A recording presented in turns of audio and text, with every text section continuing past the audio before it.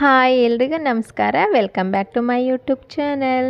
ಇದು ಲಾಸ್ಟ್ ವಿಡಿಯೋನೇ ಕಂಟಿನ್ಯೂ ಮಾಡ್ತಾಯಿದ್ದೀನಿ. ಲಾಸ್ಟ್ ವಿಡಿಯೋದಲ್ಲಿ ಹೇಳಿದ್ದೆ ಗೃಹ ಪ್ರವೇಶ ಒಂದು 3-4 ದಿನ ಇಟ್ಕೊಂಡು ಎಲ್ಲ ಹುಷಾರಿಲ್ದಲೇ ಮಲಗಿದ್ದೀವಿ ಅಂತ ಹೇಳ್ಬಿಟ್ಟು. ಇವಾಗ ನೆಕ್ಸ್ಟ್ ಡೇ ಗೌರಿ ಹಬ್ಬ ಇತ್ತು. ನಮ್ಮ ಊರಲ್ಲಿ ಬಂದು ಎಡೆ ಇಟ್ಟು ಹಬ್ಬ ಮಾಡ್ತೀವಿ. ನಮ್ಮ ಮನೆಯವರಿಗೆ ಹುಷಾರಿಲ್ಲ, ಗಾಡಿ ಓಡ್ಸೋಕ್ಕಾಗಲ್ಲ ಅಂತ ಹೇಳ್ಬಿಟ್ಟು ಮಕ್ಕಳು ಮತ್ತು ನಮ್ಮ ಮನೆಯವ್ರನ್ನೆಲ್ಲ ಬಿಟ್ಬಿಟ್ಟು ನಾನು ಒಬ್ಬಳೇ ಈ ಸಲ ಹಬ್ಬ ಮಾಡೋಕ್ಕೆ ಅಂತ ಊರಿಗೆ ಹೋಗ್ತಾಯಿದ್ದೀನಿ. ಅದು ತುಂಬ ವರ್ಷದ ಮೇಲೆ ನಾನೊಬ್ಬಳೇ ಹೋಗಿ ಮನೇಲಿ ಯಾರು ಇಲ್ದಲೇ ನಾನು ಅತ್ತೆ ಇಬ್ಬರೇ ಹಬ್ಬ ಮಾಡ್ತಿರೋದು. ಇನ್ನು ನಮ್ಮ ಮಾವ ಇದ್ದಿದ್ದರೆ ಅವರಿಬ್ಬರು ಮಾಡ್ಕೋತಾರೆ ಅಂತ ಅಷ್ಟೊಂದು ತಲೆ ಕೆಡಿಸ್ಕೊಂಡು ಹೋಗ್ತಾ ಇರಲಿಲ್ಲ. ಈ ಸಲ ಒಂದೇ ಅತ್ತೆ ಒಬ್ಬರೇ ಹಬ್ಬ ಮಾಡೋಕ್ಕಾಗಲ್ಲ ಅಂತ ಹೇಳ್ಬಿಟ್ಟು ನಾನು ಹೋಗಿ ಮಾಡ್ಕೊಬರ್ತೀನಿ, ನೀವು ರೆಸ್ಟ್ ಮಾಡಿ ಅಂತ ಹೇಳ್ಬಿಟ್ಟು ಬಿಟ್ಟು ಬೆಳಗ್ಗೆನೇ ಗೌರಿ ಹಬ್ಬ ಇತ್ತಲ್ಲ, ಬಾಗಿಲು ಪೂಜೆ ಎಲ್ಲ ಮಾಡಿ ಅವ್ರಿಗೂ ಗಂಜಿ ಮಾಡಿಟ್ಟು ಬಂದೆ. ಇನ್ನು ಈ ಊರು ಬಸ್ಸಿಗೆ ಬಂದು ತುಂಬ ವರ್ಷಗಳೇ ಆಗಿತ್ತು. ನಾನು ಮದುವೆ ಆದ ಹೊಸದ್ರಲ್ಲಿ ಹೋಗ್ಬೇಕಾದ್ರೆ ಮಕ್ಕಳನ್ನ ಕರ್ಕೊಂಡು ಹೋಗ್ಬೇಕಾದ್ರೆ ಹೋಗ್ತಾ ಇದ್ದಿದ್ದು. ಆಮೇಲೆ ಮರ್ತೇ ಬಿಟ್ವಿ ಊರು ಬಸ್ಸಿಗೆ ಹೋಗೋದು ಅದೆಲ್ಲ. ಅದನ್ನೇ ನೆನಪಿಸ್ಕೊಳ್ತಾ ಇದ್ದೆ. ಆವಾಗೆಲ್ಲ ಊರಿಗೆ ಹಬ್ಬಕ್ಕೆ ಬರಬೇಕು ಅಂದರೆ ಮಕ್ಕಳು ಚಿಕ್ಕವರಿದ್ದಾಗ ಕೈಲೊಬ್ಬನ ಹಿಡ್ಕೊಂಡು ಸೊಂಟದಲ್ಲೊಬ್ಬನ ಹಿಡ್ಕೊಂಡು ಅದರಲ್ಲಿ ಜೊತೆಗೊಂದು ಬಟ್ಟೆ ಬ್ಯಾಗು ಇದನ್ನೆಲ್ಲ ಹಿಡ್ಕೊಂಬರೋ ಅಷ್ಟೊತ್ತಿಗೆ ಊರಿಗೆ ಯಾವ ಹಬ್ಬನೂ ಬೇಡ, ಯಾವ ಊರು ಬೇಡ ಅನ್ನೋ ಅಷ್ಟು ಬೇಜಾರಾಗೋದು. ಇವಾಗ ಸುಮಾರು ವರ್ಷ ಆದಮೇಲೆ ಊರು ಬಸ್ಸಿಗೆ ಬರ್ತಾಯಿದ್ನಲ್ಲ, ಅವೆಲ್ಲ ನೆನಪಾಗ್ತಾಯಿತ್ತು. ಇನ್ನು ನೆಕ್ಸ್ಟು ನಾನು ಬೆಳಗ್ಗೆ ಬೆಂಗಳೂರಿಂದ ಹೊರಟಿದ್ದು, ಮಧ್ಯಾಹ್ನ ಒಂದು 1 ಅಷ್ಟೊತ್ತಿಗೆ ಬಂದಿದ್ದೆ. ತಿಂಡಿ ಏನೋ ತಿಂದಿಲ್ಲ. ನಮ್ಮ ಇದನ್ನ ಬಂದು ತಿಂಡಿ ಕೊಟ್ಟೋದ, ಪುಳಿಯೋಗರೆ ಮಾಡಿದ್ರು ಅಂತೇಳಿ ತಂದು ಕೊಟ್ಟೋದ. ತಿಂಡಿ ತಿಂದ್ಬಿಟ್ಟು ನೆಕ್ಸ್ಟ್ ಅಡುಗೆ ಕೆಲಸ ಮಾಡ್ತಾಯಿದ್ದೀನಿ. ಹಬ್ಬ ಇರೋದು ಸಂಜೆ ಎಡೆ ಇಡೋದು. ಇವಾಗಲೇ ಎಲ್ಲ ರೆಡಿ ಮಾಡಿ ಇಟ್ಕೊಂಡ್ಬಿಟ್ರೆ ಬೇಗ ಎಡೆ ಇಟ್ಬಿಡೋಣ ಅಂತ ಹೇಳ್ಬಿಟ್ಟು ನಾನು ಬರೋ ಅಷ್ಟೊತ್ತಿಗೆ ನಮ್ಮ ಅತ್ತೆ ಎಲ್ಲ ಕೆಲಸ ಮಾಡಿ ಮನೆಯೆಲ್ಲ ಒರೆಸಿ ದೇವ್ರ ಪೂಜೆ ಐಟಮ್ ಎಲ್ಲ ತೊಳೆದು ರೆಡಿ ಮಾಡಿದರು. ನಾನು ಹೋದ್ಮೇಲೆ ಒಂದೊಂದೇ ತರಕಾರಿ ಎಲ್ಲ ಹೆಚ್ಚಿಕೊಟ್ಟಾಗೆ ನಾನು ಒಗ್ಗರಣೆ ಹಾಕ್ಕೊಂಡು ಮಾಡ್ತಾಯಿದ್ದೆ. ಏನೋ ಮಕ್ಕಳು ಮನೇಲಿಲ್ದಲೇ ಏನೋ ಹಬ್ಬ ಅನ್ನಿಸ್ತಾನೂ ಇರಲಿಲ್ಲ, ಏನೋ ನಾರ್ಮಲಾಗಿ ಅಡುಗೆ ಮಾಡ್ತಿದ್ದೀನಿ ಅನ್ನಿಸ್ತಿತ್ತು.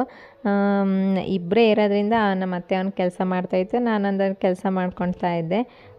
ಏನೋ ಹಬ್ಬ ಮಾಡ್ತೀವಿ ಸಂಜೆ ಅನ್ನೋ ಫೀಲೇ ಇರಲಿಲ್ಲ. ಸ್ವಲ್ಪ ಹಬ್ಬ ಮುಗಿಯೋ ತನಕ ನಮಗಂತೂ ಆ ಫೀಲೇ ಇರಲಿಲ್ಲ.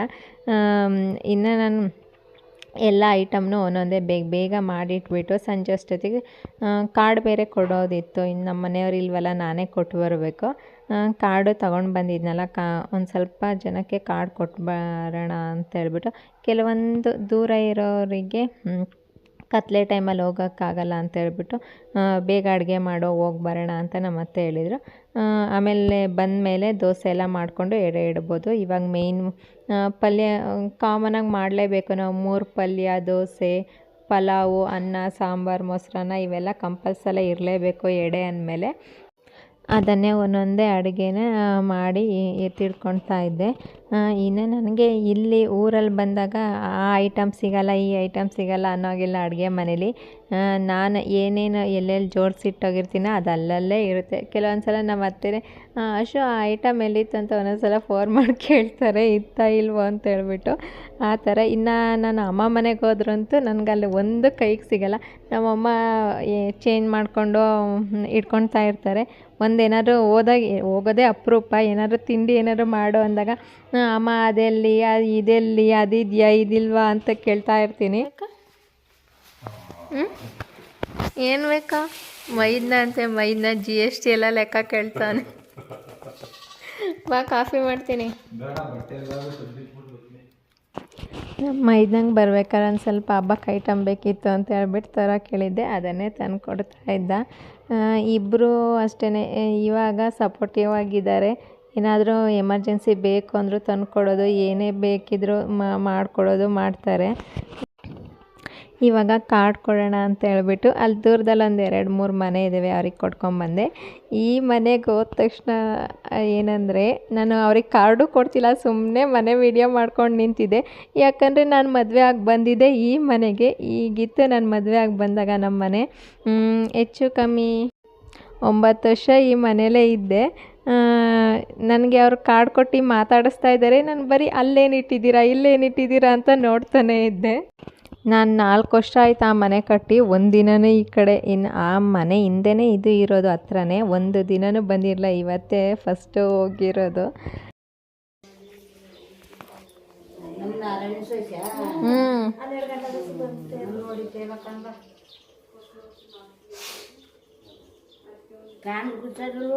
ಹುಷಾರಿಲ್ಲ, ಜ್ವರ, ಅದಕ್ಕೆ ನಾನೇ ಬಂದೆ ಹಬ್ಬ ಮಾಡಬೇಕಲ್ಲ ಅಂಥೇಳಿ.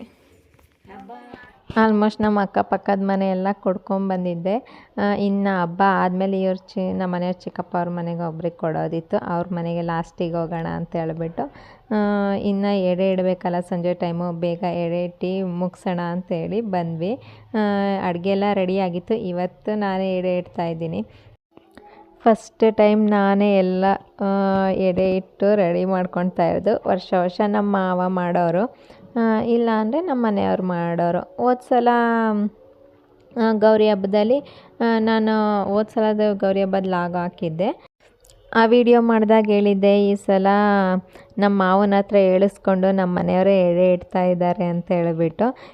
ಈ ಸಲ ಅಂತ ನಮ್ಮ ಮಾವನೂ ಇಲ್ಲ, ನಮ್ಮ ಮನೆಯವರು ಇಲ್ಲ, ನಾವೇ ಇಬ್ಬರು.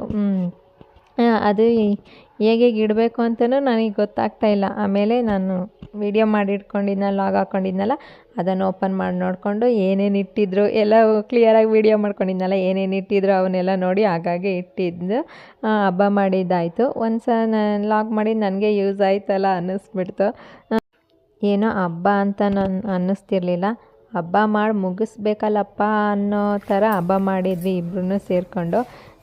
ಎಷ್ಟು ಮಕ್ಕಳಿದ್ರೆ ಏನೋ ಓಡಾಡಿಕೊಂಡು ಮಾತಾಡ್ಕೊಂಡಿರ್ತಾರೆ ಅಂತ, ಇಲ್ಲಿ ನಾವು ಇಬ್ಬರಿಬ್ಬರೇ ಮಾಡಿಕೊಂಡು ಏನೋ ಹಬ್ಬ ಮಾಡೋ ಮೂಡೂ ಇರಲಿಲ್ಲ. ಹಬ್ಬ ಎಡೆ ಇಡಲೇಬೇಕಲ್ಲ ಅನ್ನೋ ಕಾರಣಕ್ಕೆ ಇಟ್ಟು ಮಾಡಿದ್ವಿ ಅಷ್ಟೇ. ಇನ್ನು ಇವ್ರಿಗೆಲ್ಲ ಹುಷಾರಿಲ್ದಲೇ ಮಲ್ಕೊಂಡಿದ್ದಾರೆ. ಬೇಜಾರು ಈ ಥರ ಹುಷಾರಿಲ್ದಲೇ ಯಾರೂ ಇಲ್ದಲೇ ಹಬ್ಬ ಮಾಡೋಕ್ಕೆ. ಈ ಕಡೆ ಅಡುಗೆ ಎಲ್ಲ ರೆಡಿ ಮಾಡಿ ಇಟ್ಟಿದ್ದೆ.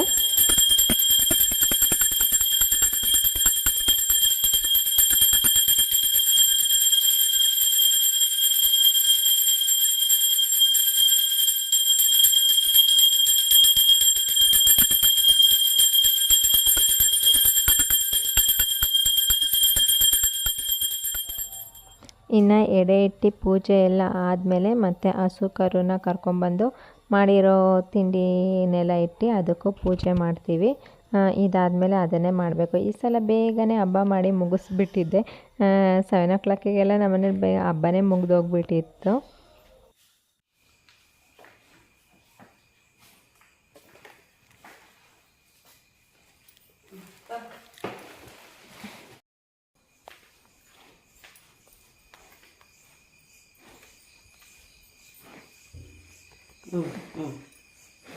ಸ್ವಲ್ಪ ಅದು ಪೂರ್ತಿ ಹಾಗೆ ಸಾರಿಸ್ಕೊತಿರ್ತಾರೆ. ಇನ್ನು ನಾನು ನಮ್ಮ ಅತ್ತೆ ಇಬ್ಬರೂ ಹಸುಗೆಲ್ಲ ಪೂಜೆ ಮಾಡಿಟ್ಟಿರೋದೆಲ್ಲ ಇಟ್ಟು ತಿನ್ನಿಸಿದ್ವಿ. ಇನ್ನು ಮಕ್ಕಳು ಮತ್ತು ನಮ್ಮ ಮನೆಯವ್ರನ್ನೆಲ್ಲ ಬೆಂಗಳೂರಲ್ಲೇ ಬಿಟ್ಟು ಬಂದಿದ್ವಲ್ಲ, ನಾವು ಎಷ್ಟು ಅಡುಗೆ ಮಾಡಿದ್ಮೇಲೆ ಅವ್ರು ಏನೂ ತಿಂದಿಲ್ಲ ಅನ್ನೋ ಬೇಜಾರಿರುತ್ತೆ. ನಾವು ಎಷ್ಟೇ ಮಾಡಿದ್ರೂ ಅವ್ರು ತಿಂದಿಲ್ವಲ್ಲ ಅಂತ.